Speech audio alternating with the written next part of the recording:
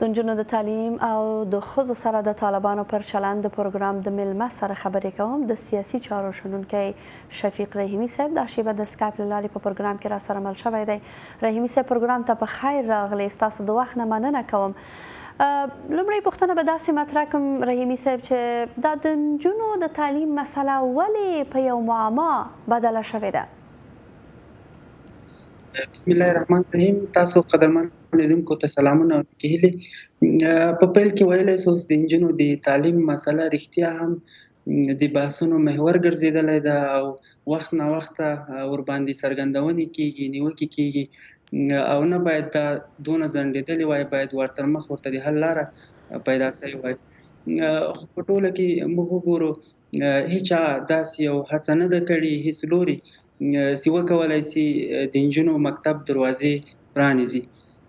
موږ ته وګورو حکومت خپل په خپل ځای باندې ملامت ده چې نه ده توانېدلی قانع کوونکي دلایل ولس ته وړاندې کړي او یا هم هغه څه چې اړتیا وي او مناسب چاپیریال رامنځته کولو د مکتبونو پرانیسته یا هر هغه مسایل چې دروازه د مکتب پرانیزي دا یې نه دي اقدامات یې نه دي کړي. او همدارنګه نور نهادونه نړیوال بهرنیان پردننه رونان دي چې ځان ګڼي، دا اړخونه هغوی هم خپل مسؤلیت نه ده ادا کړی او له دې مسلې سره د یو رسنیزې کشالۍ په توګه باندې برخورد کړی ده او پرېښي ده چې پرې بحثونه دوام پیدا کړي، مګر د حل لاره ښه نظر او وړاندیزونه هیڅ نه دي مطرح سوي. یو اړخ نیوکه کوي وړاندیزونه څه ډول نظریات مطرح شوی وای په دې برخه کې رحیمي صاحب؟ تاسو څه فکر کوئ؟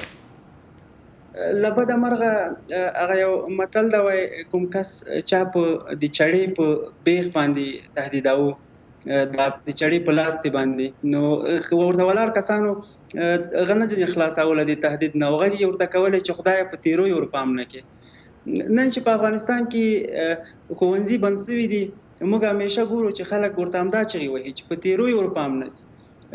موږ د حکومت له لورې دغسې خبره او څرګندونې اورو چې تر امرستانۍ پورې مکتبونه تړلي دي. موږ په یو میکانیزم باندې کار ورته کوو، موږ د نصاب په برخه کې اصلاحات راولو، موږ غواړو چې مناسب اصلاحات دي. رحیمي صاحب دا څه ډول اصلاحات دي چې دغه د 2 کاله اوس پوره کېږي چې دا اصلاحات نه راځي؟ دا څه ډول که دا حتی که په دې 2 کالو کې دوی په ټول هیواد کې ښوونځي آبادول هم آبادېده؟ زه راځم دې مسلې نو د حکومت له اړخه دغسې څرګندونې کېږي خو واضح دلایل نه ویل کېږي چې ولې تر کله پورې څونه وخت کې میکانیزم برابرېږي، څونه وخت کې چاپیریال ورته مناسب کېږي. له بل اړخه چې څوک نیوکه کوي، د نیوکې اړخ چې ده هغوی هم یوازې خپله عقده سړوي، وایي مکتبونه یې بند کړي دي، نجونو ته اجازه نشته د زده کړو، خو دا نه وایي چې په د نجونو اجازه کوم لامل دی. زه وایم چې خو موږ وایو که نه دغه رسنۍ وایي، نړیوالې وایي رحیمي صاحب چې لامل یې څه دی؟ اوس دا دی د طالبانو لورنې هم د تعلیم غوښتونکي دي، دوی وایي چې مکتبونه دې باید خلاص شي، یعنې ولس هم غواړي. د دغو ماشومانو په حق کې طالبان دا ظلم ولې کوي؟ پرته له شکه چې تعلیم د افغان نجونو حق ده، دا په حکومت باندې د نجونو حق ده چې ښوونځي ورته پرانیزي، مناسب چاپیریال ورته رامنځته کړي او ټول هغه امکانات چې په ښه فضا کې افغان نجونې وکولی سي ښوونځي ته لاړ سي او خپل تعلیم ته دوام ورکړي. دا د دوی حق ته په حکومت باندې، حکومت هم له دې حق څخه انکار نه ده کړی. هېڅ کله حکومت له لورې داسې څرګندونې نه دي سوي چې هغوی ویلي انکار یې نه دی کړی رحیمي صاحب، خو ښوونځي بند دي، نجونې دغه د 2 کاله پوره کېږي چې دوی د تعلیم نه محرومې دي. آیا دا ظلم نه دی؟ مسله زما په اند باندې شخصي نظر مې دا ده چې حکومت ځینې هغه موارد چې دوی نسي کولی سي واضح دلایل ووایي، یو مصلحتونه دي، ځینې مصلحتي خبرې دي چې په امارت ټول مشران په یو نظر باندې نه دي چې وکولی سي کوم ډول میکانیزم باندې دوی کار وکړي او څه ډول چاپیریال رامنځته کړي. دویمه مسله کیدای سي اقتصادي ستونزې واوسیږي، دوی ونه کولی سي په هغه شکل باندې چې لازمه ده جلا ښوونځي او بیا هغوی ته ټولې استادانې خزینه خو ستونزه دغه ده رحیمي صاحب، په بخښنې سره ستاسو خبرې زه قطع کوم. ستونزه دغه ده چې دوی په څرګنده نه وایي چې ستونزه چیرته ده، که اقتصادي ستونزه یې چې نړیوالې ټولنې. بله مهرباني. کله وخت د ترانسپورت مسایل راځي چې څنګه داسې نجونې له لرې پرتو سیمو څخه ښوونځیو ته راسي. زه که تاسو ته مثال درکړم، په غزني اندړ ولسوالۍ کې ټوله ولسوالۍ تر اچنډ کې هغلته نهایت 15 غټې لیسې به ته پیدا کړي چې هغه د هلکانو لپاره، د نجونو لپاره یوه لیسه هم د بسته ولسوالۍ په کچه ته نه لري، هغه ولسوالۍ چې هغه تر 5.5 لکه پورې نفوس لري.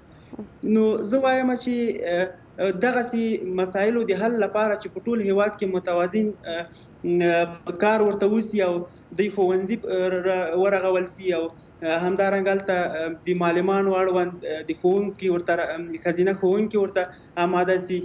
دغه مسایل چې ډېر وخت نیسي، خو ښه دا ده چې هر څونه ژر نړیوال په دې چې د افغانانو له غمه ډېر مري او دوی همیشه ټینګار کوي چې باید ښوونځي پرانیستل سي.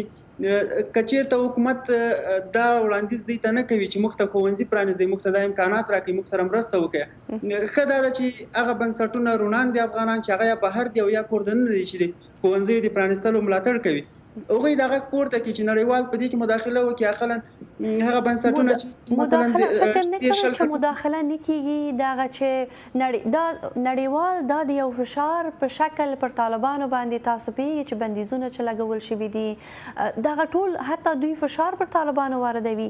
فکر نه کوي چې دغه د نړیوالو مداخله ده؟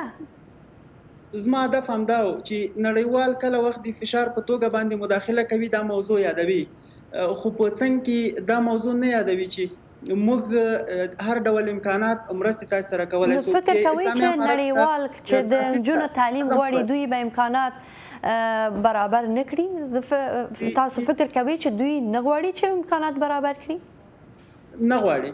د اسلامي امارت له تاسیسه بیا تر ننه پورې حکومت له نړیوالو اړخونو څخه کله هم د مرستې غوښتنه نه ده کړې چې هغوی د خپلو مامورینو ته د معاش اړوند غوښتنه کړې وي. او یا طالبانو هم د دې لپاره چې ستونزې دغه په دې برخه کې ستونزې هوارې شي، دوی هم خو د نړیوالو څخه شی نه دي غوښتي.